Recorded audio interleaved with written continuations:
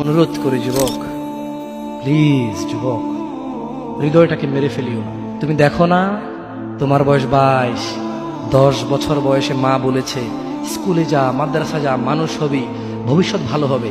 তুমি শোনোনি cricket, football, cinema, নাটক, কোথায় বিয়ে, কোথায় গায়ে হলুদ, গান বাজনা বাজিয়ে তোমার জীবন কাটাই দিছো। যুবক দেখো, 22 বছর বয়সে তুমি মূর্খ। তোমার পাশের বন্ধু পাইলট স্কুলে পড়ে, হ্যাঁ 10টা টিউশনি পড়ায়, 30,000 টাকাও কামায়। হ্যাঁ, তুমি যাকে বিয়ের প্রস্তাব দিচ্ছ কেউ রাজি নাই, ওর জন্য 5টা ঘর আসে, ওর মা বলছে এখনো ছোট, আরো পড়াশোনা করুক, আর তুমি বিয়ের জন্য হন্য হয়ে খুঁজতেছ। কোনো রিক্সাওয়ালা তোমাকে মেয়ে দিতে রাজি? তুমি দেখো 10 বছর 15 বছর বয়সে যদি মায়ের ওই কথা মেনে নিতা, তাহলে তুমি আজকে উপকৃত থাকতাম। আমি জামশেদ মজুমদার 27 বছর বয়স এসে তোমাকে বলছি তুমি গান বাজনা ছেড়ে দাও।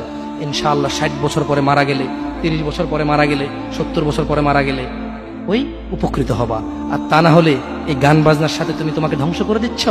যেদিন নিঃশ্বাস বন্ধ হয়ে যাবে সেদিন হলেও বুঝবা। বুঝতে তোমাকে হবেই, জমিনের উপরে বোঝো অথবা জমিনের নিচে বোঝো, বুঝতে তুমি হবে।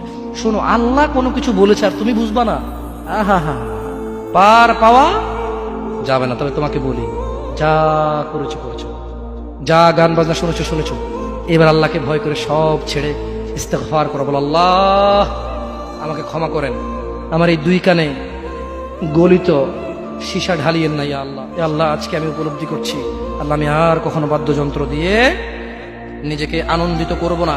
এই হারাম যা আপনাকে রাগান্বিত করে, আমি আর কোনোদিন এই হারাম দিয়ে নিজেকে আনন্দিত করব না।